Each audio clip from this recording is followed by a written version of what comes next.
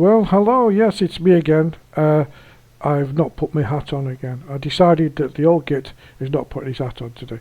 I've got one hat I could put on, but I thought, nah, I won't bother, because I'm still really pretty livid at what I've been watching about the Labour Party. And, I just can't seem to get rid of this anger to see what's happening to my old hometown and my own country where I come from. Even though I don't live there anymore, I can't even be proud of it anymore, and it's just driving me completely crazy. In fact, it's driving everybody crazy. What can we do? So today I'm going to make a few more points about the first P&Q's, first Prime Minister's Question Time, which was on Wednesday, and it was the first one back after the recess, and I found it to be completely. It was ludicrous, to be honest with you, to see the first P&Q's. But let's go through it bit by bit just to show you. In my last video, I'm sorry about the glitch as well. I've had this on my camera before and it keeps flickering. Don't know why. But in my last video, the Labour Party, I said, had sunk to a new low, and I didn't think they could get any lower. But they have. And now it's blatantly obvious that there's allegiances that they have. They have no allegiance to the majority of the British people, especially the pensioners of the UK. The most vulnerable people in the UK are the pensioners. And all you hear from Starmer, as he keeps referring to the £22 billion black hole that the Tories left.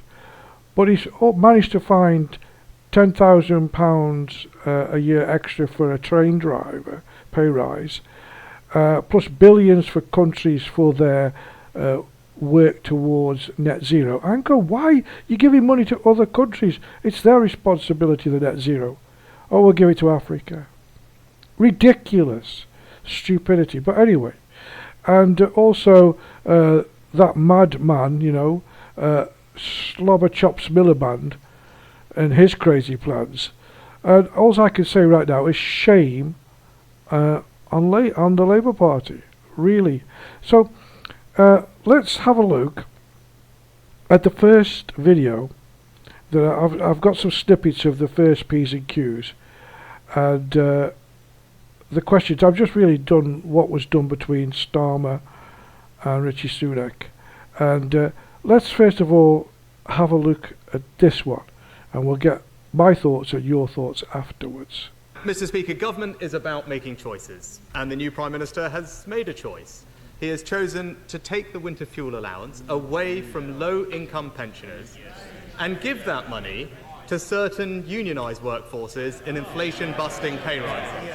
So can I just ask the Prime Minister, why did he choose train drivers over Britain's vulnerable pensioners? It was a £22 billion black hole. So we've had to take tough decisions to stabilise the economy and repair the damage, including targeting winter fuel payments. Mr. Speaker, the Prime Minister also inherited inflation back at target, interest rates being cut, unemployment low, and indeed the fastest growing economy in the G7, Mr. Speaker.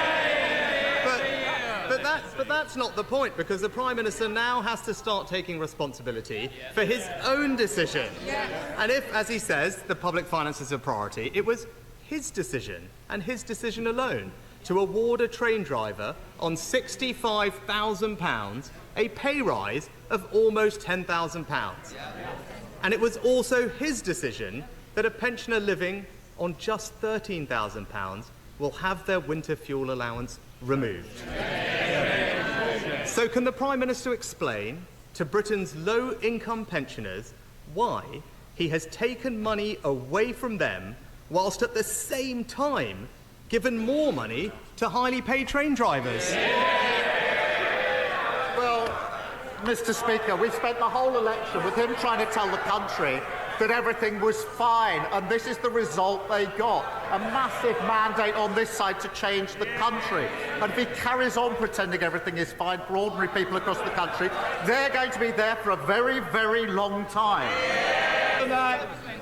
Mr. Speaker, again, the Prime Minister talked about the public finances. The UK's public finances are more robust than almost that of any other major advanced economy. Here we have it. He inherited a lower deficit than France, America, Italy. Order. When I do point you to be quiet, I do mean it. I don't need a reaction back like that. Lucius. Well, the UK currently has a lower deficit than France, America, Italy and Japan. It has the second lowest debt in the entire G7. And he opposed every difficult decision that we took to deliver that. So I certainly am not going to take any lectures from him on that score. But he talked about protecting ordinary people. Well, last year, under the Conservative government, a low-income pensioner with just £13,000 received not only the winter fuel payment, but also hundreds of pounds of additional cost of living support, both of which he has now scrapped. Age UK have said cutting the winter fuel allowance is the wrong policy. And only this morning, we've learned that the vast majority of the poorest pensioners in poverty, are going to see that vital support removed. So can he tell the House, very specifically to the pensioners that are watching, how much less support a pensioner on £13,000 will receive this winter? Well, there you go. I mean, that's the first kind of exchange over the punishing pensioners. And all I've got to say to Keir Starmer, he said it with, he's so cold. The man's so cold. He doesn't care what he says. Basically, shame on the Labour leader, Barmy Starmy. I think he's becoming an enemy of the British people, and this is really, really sad. But have you noticed there that Rishi Sunak is coming out and he said the right things, and he was not lying about the economy and how it's moving, but now all that Starmer can keep on about is the £21 billion black hole. Well, there's only one black hole we need to fill, and it's probably his. But never mind, we're going to move on because we're just sort of analysing the P's and Q's, the first one after the recess. And for the next video, Rishi Sunak asks about the cancelled export licences for the exports of the parts and weapons to Israel. Now, if you haven't noticed, I'll point out that Barmy Starmy keeps calling Sunak Prime Minister. No, Mr. Two-Tier, you are the Prime Minister now. So why do you keep calling? I think he mentions him about 5 times and calls him Prime Minister, just to see the calibre of the man. Anyway, let's watch the video when Rishi Sunak asks about the licenses for the cancellations of the parts and weapons for Israel. The government doesn't have to choose to take money off low-income pensioners in order to give it to highly paid train drivers. That is a choice that he has made, and it will be clear to any pensioners watching that he simply can't explain why he has made that choice. But, Mr. Speaker, turning to another important issue, the government has suspended 30 of the UK's 350 arms export licences to Israel. It's a decision that the Chief Rabbi says beggars belief and will encourage our shared enemies. Can the Prime Minister therefore explain how his decision will help to secure the release of the 101 hostages still being held by Hamas? Prime Minister. Well, Mr. Speaker, can I start by saying I think the whole House will be shocked by the horrific killing of 6 hostages in the last few days. And I know I speak for the whole House when I say that.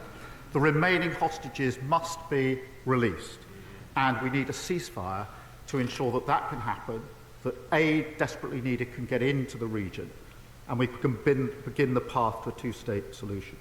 Now, he asks how we arrived at this decision. He knows very well, because the legal framework is clear. The latest guidance was issued in 2021 under his government. And that means that licences have to be kept under review, as they were by his government.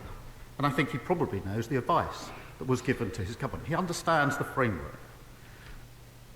Well, there he stands talking about the legal reasons why we've cancelled the licences through the framework of whatever framework it's done.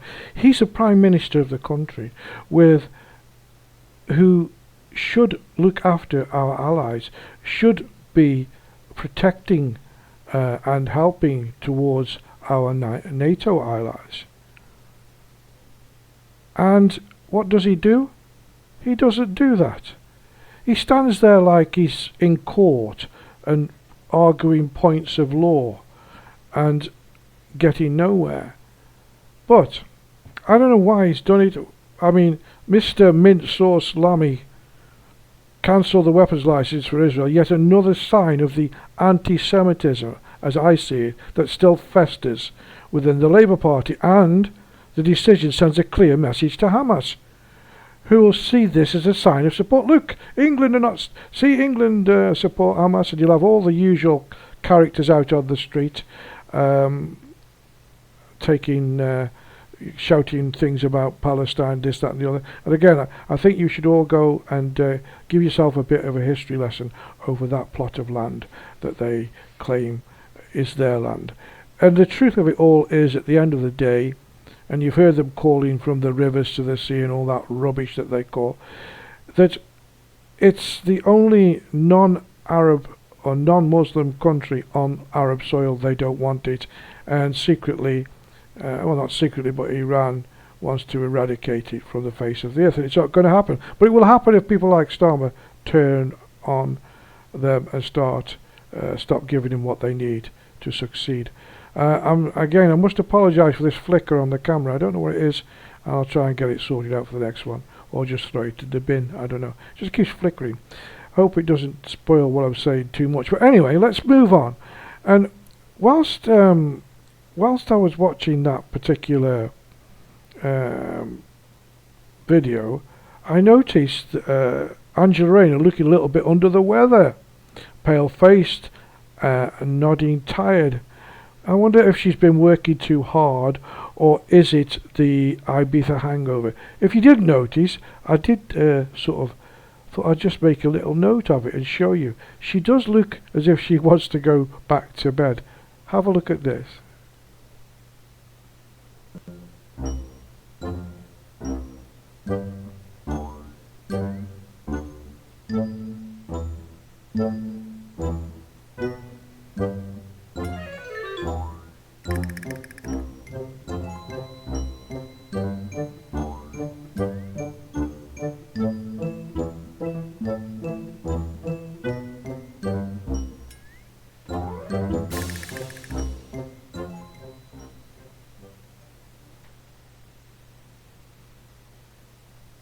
Well, there you go. Actually, she looks a little bit worse for wear, I swear. I could only get her on the corner of the picture, so I thought I'd just highlighted her. She looks as though... That's... I think she's got the... what's commonly known as the Ibiza hangover. You could decide that one for yourself. But that brings me nicely onto Angela Rayner and some things that she said, which, again, just shows that this party has absolutely no respect. It tells lies right, left and centre, and it doesn't care. It seems to believe its own lies. Let's first of all show you this. This is a question that was asked to Angela Rayner by Lee Anderson, a Reform politician. So let's hear the question, shall we? Listen. Thank you, Madam Deputy Speaker. Now then, I welcome the news of the Council House revolution. And we all know the Deputy Prime Minister is a little bit of an expert when it comes to council housing. But can she confirm that priority will be given to British families, veterans and pensioners? Deputy Prime Minister.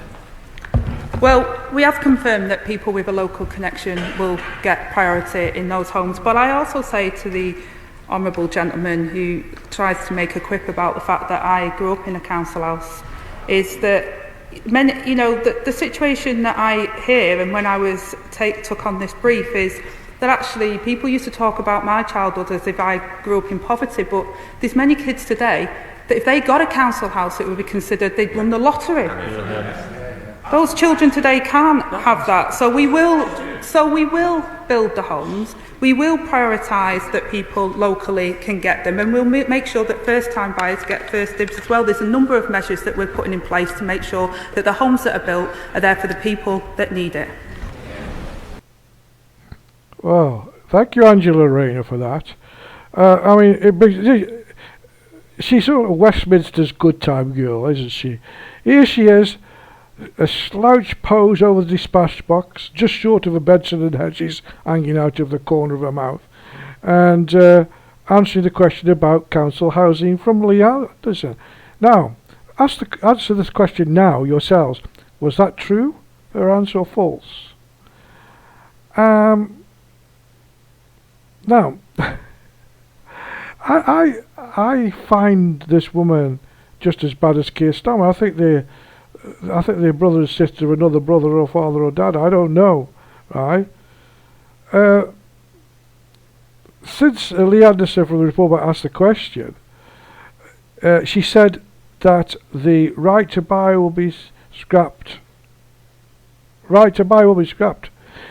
Even though she made 50k selling her council house, and that she will, that migrants will be a priority because their need of the migrant is most urgent, as she disperses them across the community near to you. So there you go.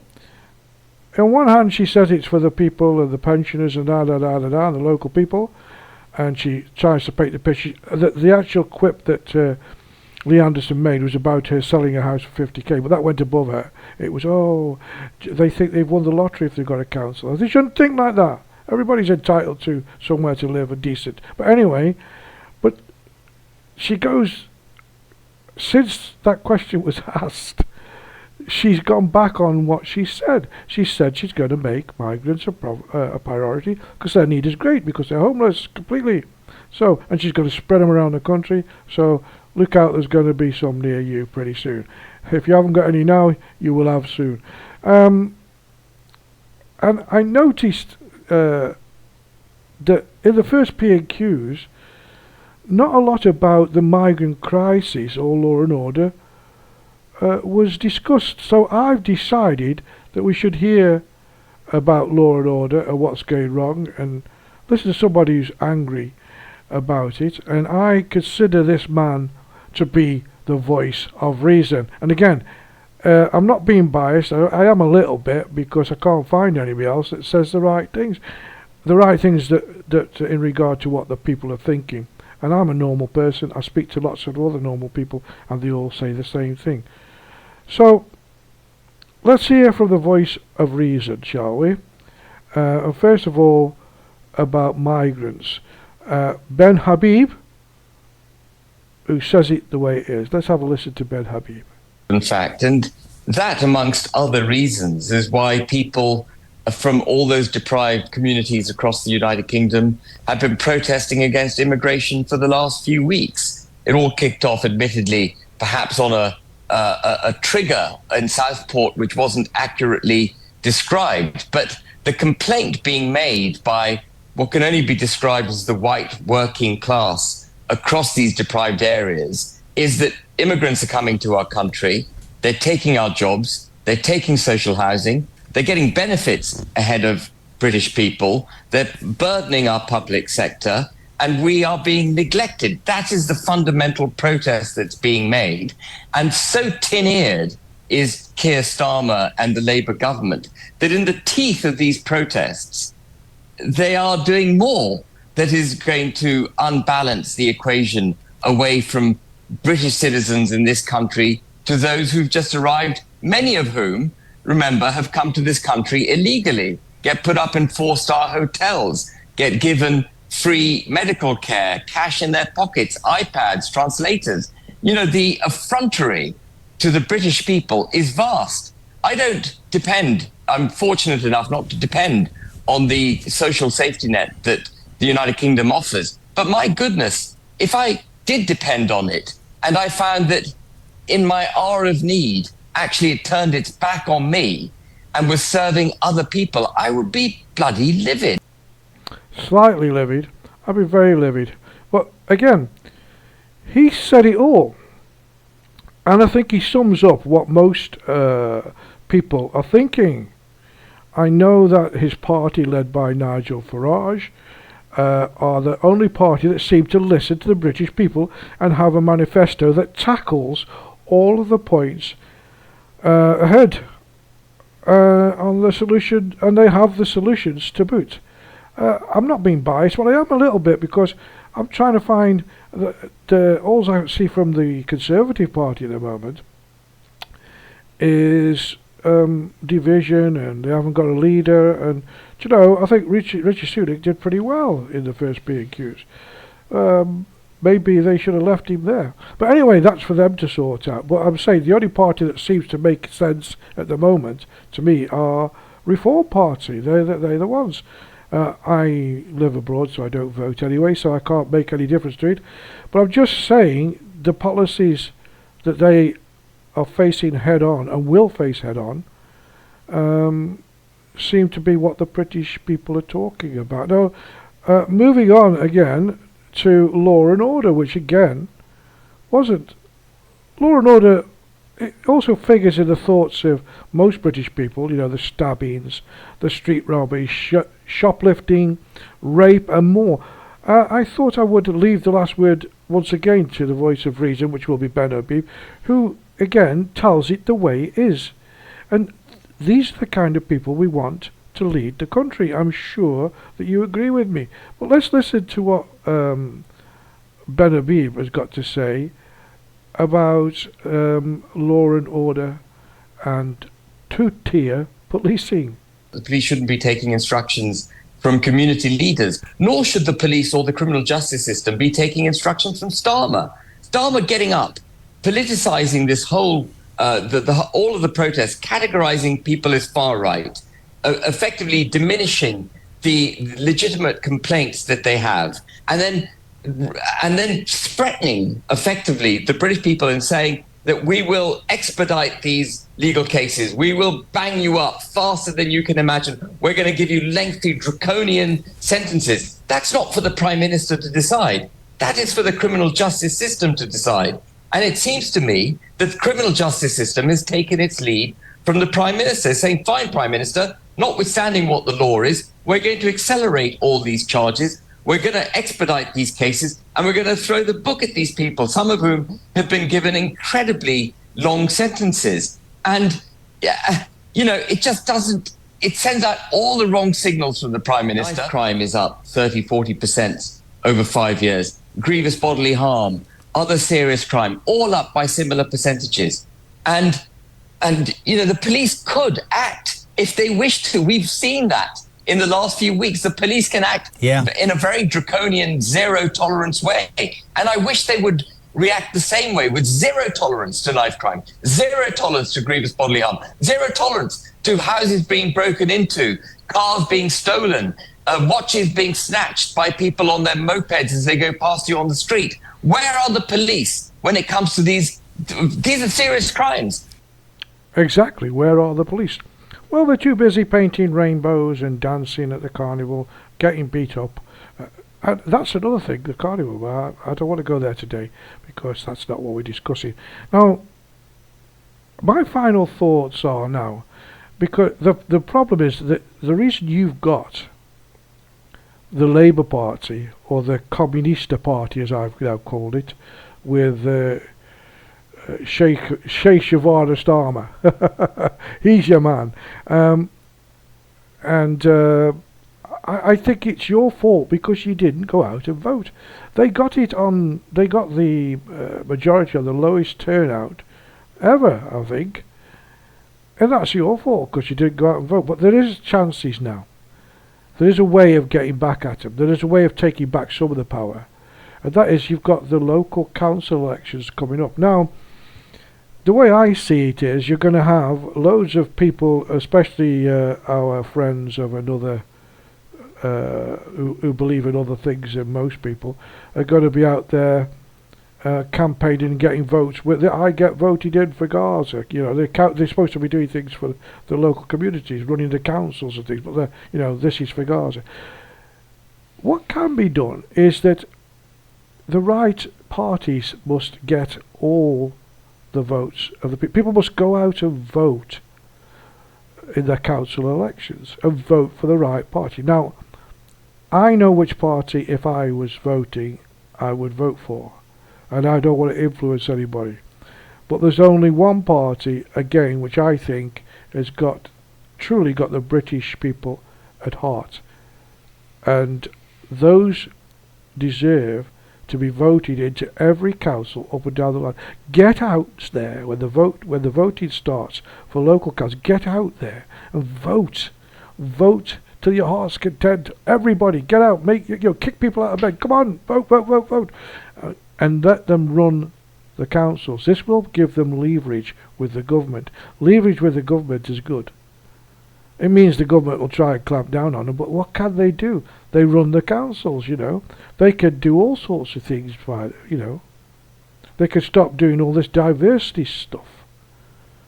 They can put people in jobs that can do the jobs, and not people who are going to tell them they can't do the job because it might be hurty, feely for somebody. Rubbish. That's all it is. Rubbish. The old git's going at a speed now. I'm telling you, the country needs a kick right up the backside, and all you lot too. Get out there and vote. It's your right to vote, and vote in the local council elections for the people who are going to help you in the long run. And maybe that government won't last for 4 years, but I'll tell you now, and I've said it in my previous videos, if you're not careful, you may as well give the key to the country to those other people and leave. And so I'm so glad I left. 23 years ago I left, and so glad I am, because I don't live under that kind of regime. And yes, I can say what I want. I've still got freedom of speech. You've got freedom of nothing over there. It's your own fault. It's because you didn't. I'm going to keep on telling you. It's because you didn't vote. The local council elections, I hope that the party that I'm thinking of puts a lot of candidates in everywhere to try and win those council seats. And if they do, you can see they have leverage, and they can help you through the bad times that you're going to have. Anyway, don't go smoking in the streets. Okay. Next, they'll tell you that you can't play music after 11 o'clock. I think that Sadiq Khan says that he wants more housing for his Muslim friends, so they could be near mosques and halal shops. Londinium exists already. Anyway, I've said enough for today. I don't mean to upset anybody. Well, I do. I mean to upset you all. And it's time that you took back your country. Not through violence, through stealth, through being clever. And you don't have to be too clever to beat the likes of Mr. Starmer. I'm telling you that right now. You do not have to be too clever. All you've got to do is use your nana, use your brain, and you can get rid of it. And there's some good people out there who can run the country and can get things right and make Britain British again. That's all I'm going to say. Till the next time, stay safe. I'll see you soon. Sorry again about the flicker. It's getting on my nerves. See you.